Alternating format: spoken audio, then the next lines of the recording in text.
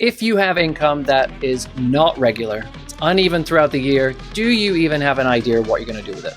If you do, congratulations. Let's double check you and make sure you're good. If you don't, this episode's for you. We'll see you on the other side of the intro. Can I just Welcome back to another episode. What the heck?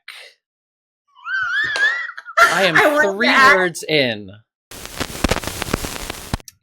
Welcome to another episode of Playbook of the Wealthy. My name is Dave Grant. My co-host is Heather Townsend. We are talking about uneven cash flow and how to figure it out throughout the year. If you have been here, welcome back. We know who we are. We're amazing, and you just want to watch us again. If you haven't been here before, we're amazing. You're going to want to come back and watch us again. Our podcast, split into a number of sections. We dive deep into content, we answer questions, and we then share personal, professional stuff about ourselves, whichever we want to share that keeps you entertained. Today, we have a special announcement. Heather's going to share it because she's literally squirming in her chair as she wants to share. So I'm going to let her go. We're getting more official. I'm really proud of us. We have an amazing website now, and I'll let Dave finish this. But if you listen to one of our previous episodes, I think we alluded to something of $40,000, right, Dave? If you go look on our website, you will know what we are talking about, what Dave was talking about with this $40,000.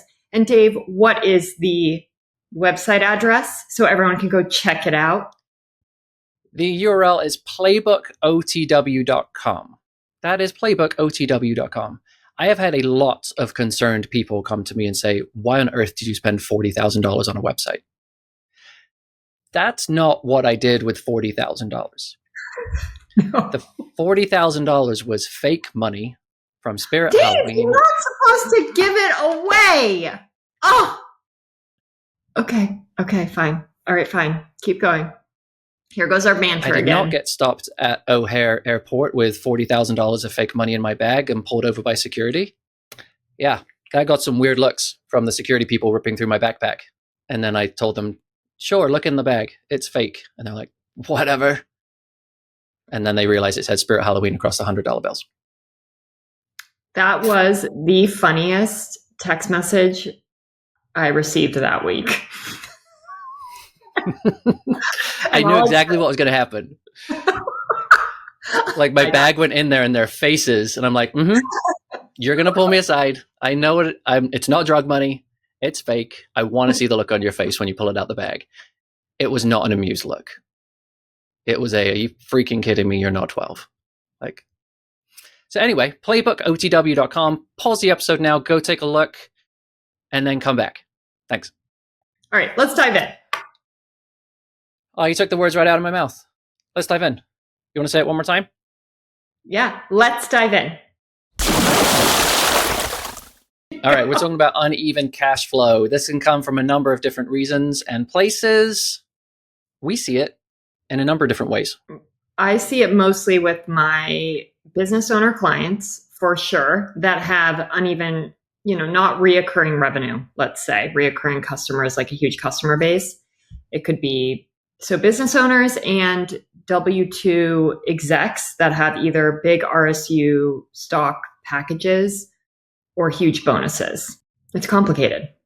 Everyone, if you haven't figured this out after episode, what are we on? 47. I'm a little quirky. I got to say that there is a way to make your cash flow feel steady Eddie. And that's my point that I try to do with my clients, is make it feel as if, look at your face right now. You can't even believe I just said that, can you? No. You sound like you're talking about Paw Patrol, and you just referenced a character. I mean, I do have really young children, but point being is there is a way to make uneven cash flow feel as if it is even. I think the interesting thing is we both go through this ourselves. Like a lot of financial advisors have uneven income, even though we might have a good understanding of what our income might be. So this is not something we're talking about theoretically. This is something we go through personally as well. So go ahead, start with some business owners. What do you do when they're coming to you with that concern? What do you talk to them about? Before we go into that, I want to make this clear for anyone who has uneven cash flow. there are two things that I think are very, very important before I even go into making my clients feel steady about their money. One, you have to know what your living expenses are. I know it's not fun. Who wants to do it? But if you don't know your numbers, you're making decisions off of emotions, and that really doesn't work out well, right? The other thing you need to know is, where are you trying to go? As in, what are your savings goals? What are your fun goals? If you don't have a plan, then when you get this money dropped on your lap, you might not make the best decisions to change your life in the way you want it to go and set yourself up for success.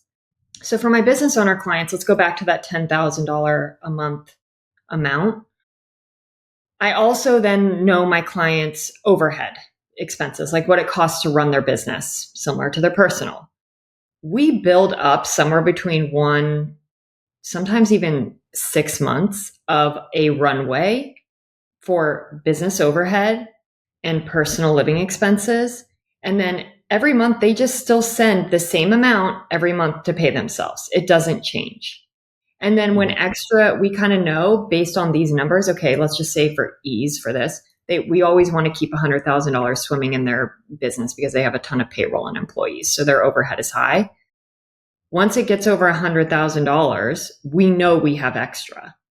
And then because we know number two, where they're trying to go, we go, oh, okay, so should we take it and put, 10,000 to take your trip, your family trip, and then, 14,000 to do you and your wife's backdoor Ross, and then 10,000 in your taxable brokerage, right? It's just very easy.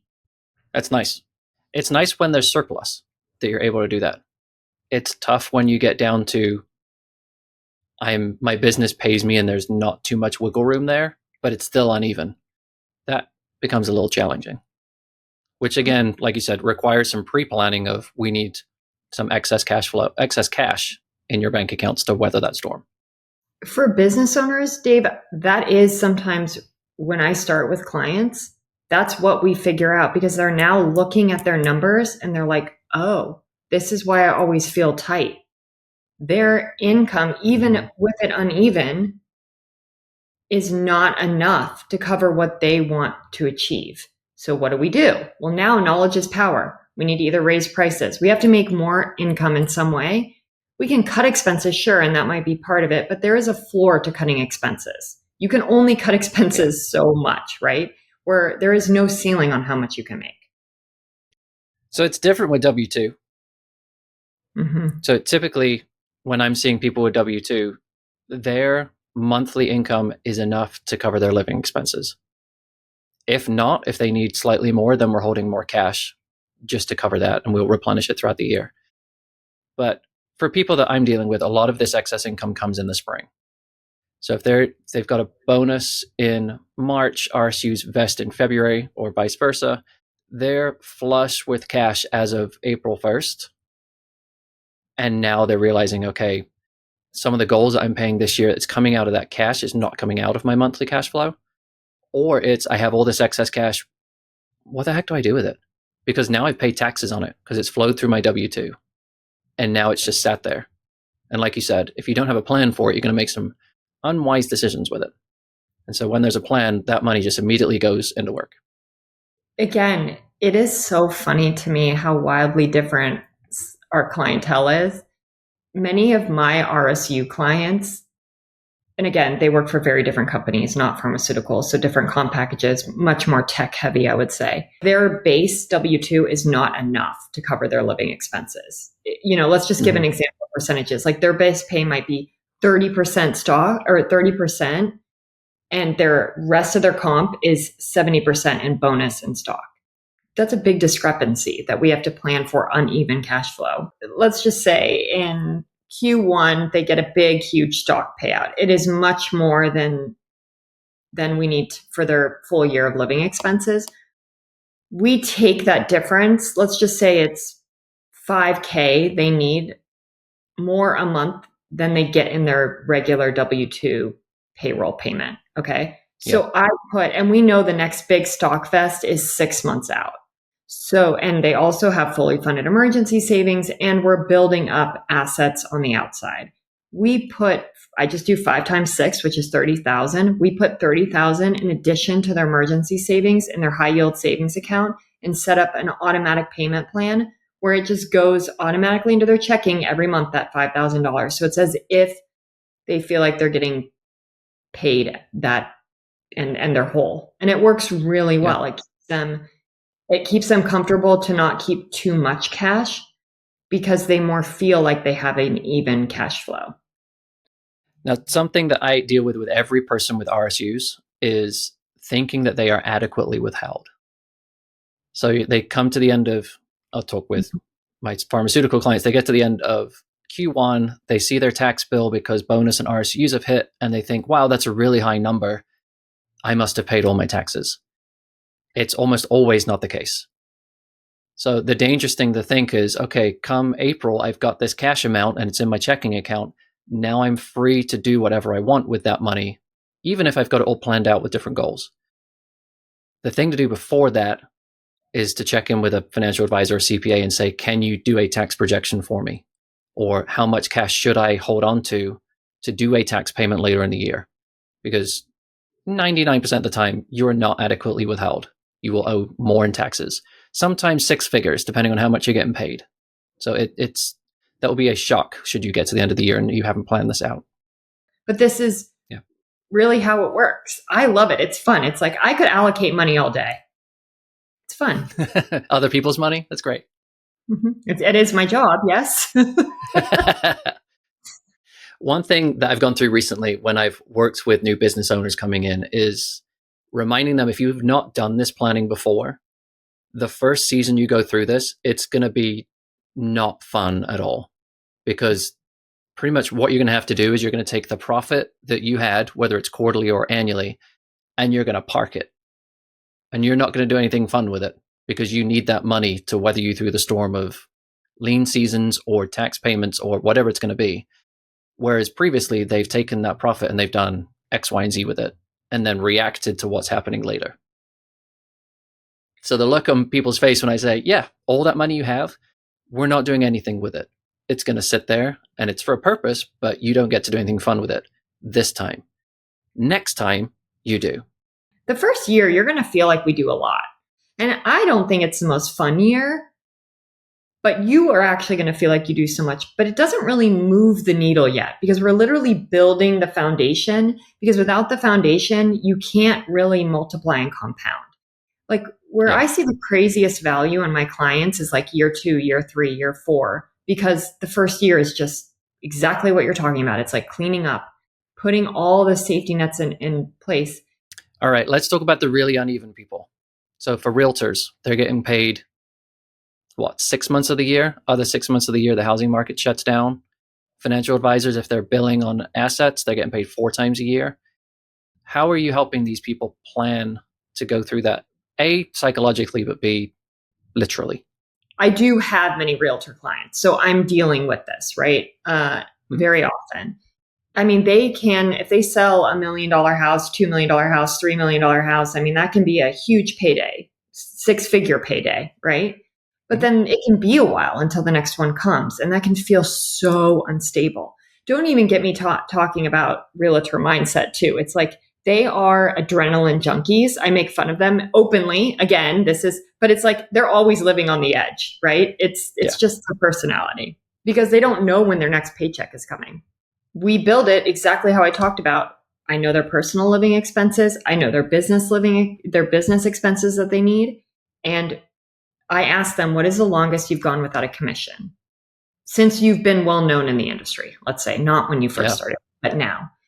I've heard somewhere between 3 and 4 months. So then we build 3 to 4 months of what they are going to pay themselves in their business, and then 3 to 4 months of their overhead in their business. And that is their nest egg that they keep in their business at all times. And when a big commission comes in, if we've dipped below that amount, let's say it's 60 grand, we're filling it up. And then they can pay themselves the extra. And so then that's when we'll do the solo 401k, or they're going to go buy another rental property and do the solo 401k, whatever it is. But that's how I deal with it with my realtor clients, and it works well. If it's a small business, if they work by themselves, it is really hard to detach yourself from the business versus it's you working for all the money. So I do this personally, but if I'm saying, okay, if I make, play with numbers, if I make $300,000 as a business this year, yes, I've got business expenses, but the rest in, my head is my money because I earn that money. What I've tried to teach people is it's not your money. It's the business's money. You are not the business. The business of Retirement Matters hires Dave Grant as a financial planner. You work for the business and you generate the business money. So if throughout the year that business earns $300,000, you don't get that.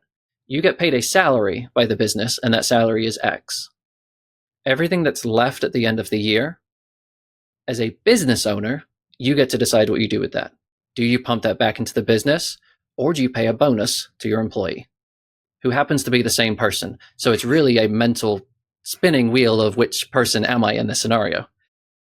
But I've dealt with people who work for themselves, and that really gives them a good separation of, this isn't all my money that I earned. I've generated revenue from the business, and now the business owner is going to decide if I take it home or if it stays in the business. It's really motivating for them, though, because for business owners, I don't get any pushback from this. They love this feeling of steady paychecks, in quotes, right? They love it. And then they also see, yeah, I completely agree with you again. The first 6 months, year, depending on income levels, painful building that up. But then once it's built and they feel that security and that stability with their cash flow, they're like, oh my gosh, this was so worth it. And then they just start going after their goals so much faster because there's no question on where to put the money because they have the plan. And they also don't feel this, oh, I'm going to take that much out of my business or whatever, because they know they already have the runway in place. They know they already can pay themselves for 3 or 4 more months. They also still have a personal emergency reserves too. They're protected in all aspects. All right, before we move on, if you have been here before, I would love something from you. Whether it's a like, a comment, subscribe, a follow, or just share it with someone that you know who you think might benefit, that would be great. If you have not been here before, you have nothing to do. Sit back and enjoy the next segment. All right, this is what would you do? This is the question segment of our podcast. Heather has a very special question to start us off, which leads us to have 4 questions, but Heather's is important. So go ahead, Heather. Well, Dave, I was curious, have our listeners been good this year? Have they been listening? Is Santa going to be good to them this year? Have they been listening to your requests, likes, comments, or are they going to get coal in their stockings? We have some people who are very diligent with likes and comments and seeing me mentioning that they're watching. We have a lot of people who actually subscribe to the podcast who repeatedly listen. There's some people who haven't liked it or commented or subscribed or followed, and they know exactly who they are. Tisk. Moving on. All right. All right, first question. Every March, my restricted stock units, or RSUs, they vest. Depending on the stock price, it's typically about $250,000. Nice. We need some of this to meet our lifestyle expenses, but not all of it. How do we go about this? I actually have a few clients that are in this exact situation. We know that number of what they need a month extra. And so let's say, again, it's $5,000. It depends on your RSU vest. If it only vests one time a year, then you would put 5,000 times 12. So 60,000 extra. I would put that extra aside you need monthly in a high yield savings account and just set it up to pay yourself monthly out of that. And then the rest is the fun part. It goes to your goals. Agreed.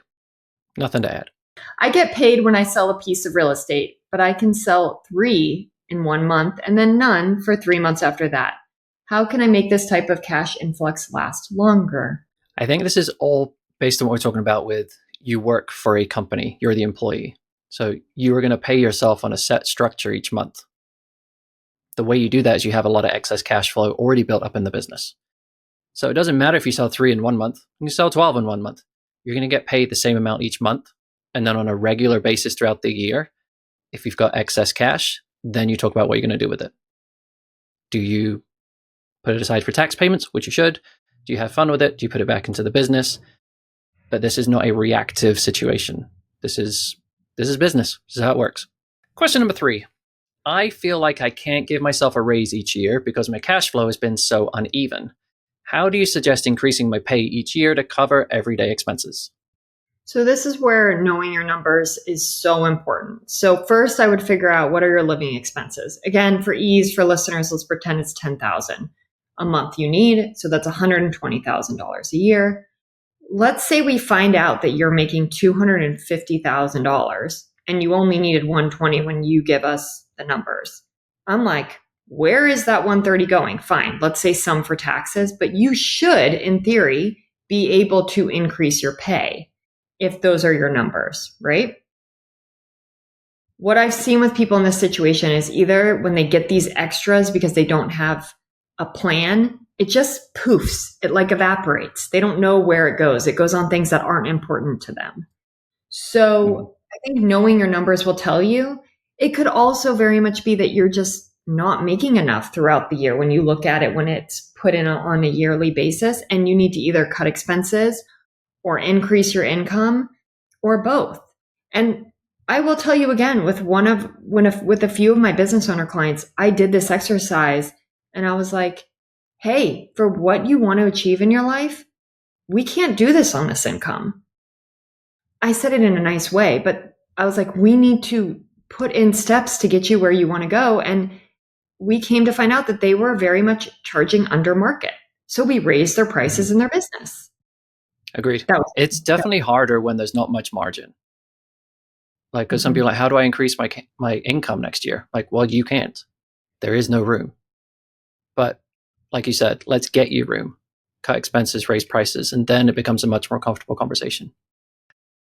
We are going into the last section of our podcast. It is called Highlights. This is where we share something professional or personal about our lives. You get to know us better. Sometimes you might not want to, but keep on listening. I was made aware by a client that I'm working with that they are actually working with 2 advisors. And in order to work with one long term, they're interviewing them. I was aware that I was being interviewed. I was made aware that it was... Wait, I have to clarify. They're already working with you and they're working with 2 advisors at the same time, or they're just in interview mode with you right now? They are paying for 2 financial plans to be designed. Whoa. Okay. Yeah. I mean, they're very diligent about their research here. They are on the cusp of retiring. I'm aware they're probably listening. So, what's up, guys? They then told me the name of the advisor. I know that advisor quite well. So I sent him an email. I'm like, hey, so-and-so, this Friday morning, we're going to have a gentleman's duel. I'm going to meet you at dawn. Bring your pistol. Winner takes the client. Thankfully, he took it as a joke. I was like, yeah, I'll see you there. Oh my God. So we have both said to this client, like, regardless of which way you choose, like, you're going to end up with a great advisor. They're going to help you in endless ways throughout retirement. I'm glad it was that way. If it was someone that I didn't know or respect, it would be a harder time. But knowing that it would be great either way, I don't have a problem. It was just funny just letting him know that I see you. Bring your best game. Let's go. That's crazy. I've never had it where a client has paid that I know of, right? Yeah, it may have happened. that they have paid for dual plans. That's crazy. Wow. I actually respect it. Like, if you're having an advisor and you're paying them tens of thousands a year to manage your situation ongoing, yeah, it might make sense to, cut a check for a couple of advisors to design a plan to really put them to the test before you give your life savings over. I would actually suggest it for people who have a lot to lose on the downside if things go wrong. Anyway, before we get into that philosophical conversation, what's up with you? I got my SEPA! I passed! I found out today! Good for you. You have to explain what SEPA is because it sounds very similar to a CPAP.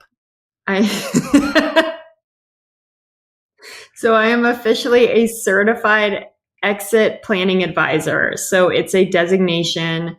I had to go through a whole week-long course of studying and then a rigorous 150 question exam that I took while I was sick. That was not planned. But it's really to help business owners get the max value out of their business, how to grow with intention, how to exit, set a business owner up for a successful transition and exit. It was a really good program. I am actually very glad I spent the money and took it. And even before I knew I passed the test, I already have started having really dynamic conversations with my business owner clients. And it even made me think about my business differently. You have to spend 2 weeks a year just doing continuing education to keep your credentials. It is way more than that. On the CPA alone, I think it's 120 hours every 2 years. So what is that? And then the CFP, and then the RLP, and then now the CIPA. So yeah, I'm probably getting to be 3 weeks minimum a year in continued education. Yeah, it's a lot. Look at you. But you're educated far more than a lot of other advisors. So good for you. I try. All right. Before you get to experience the wonders of Jordan, he's been sat here waiting patiently. We got to say thank you. Thank you for listening to this episode. If you want to listen to more, you can on platforms you listen to podcasts. Make sure you follow along on there so you get those automatic downloads. If you want to watch us, you can on Spotify, YouTube, LinkedIn, Instagram, Facebook, anywhere. Really, we're just going to come at you on your feed. If you want to send us an email, make sure you go to the website first. That's playbookotw.com. You can email us straight from there. If you don't go to the website, it's at hello@playbookotw.com, and we'll see you next time. Toodles! All opinions expressed by Dave Grant and Heather Townsend are solely their own opinions and do not reflect the views of their respective wealth management firms. This podcast is for informational purposes only and should not be relied upon for investment decisions. Nothing in this material constitutes a solicitation for the sale or purchase of any securities. Clients of Retirement Matters and Townsend Financial may maintain positions in the securities discussed in this podcast.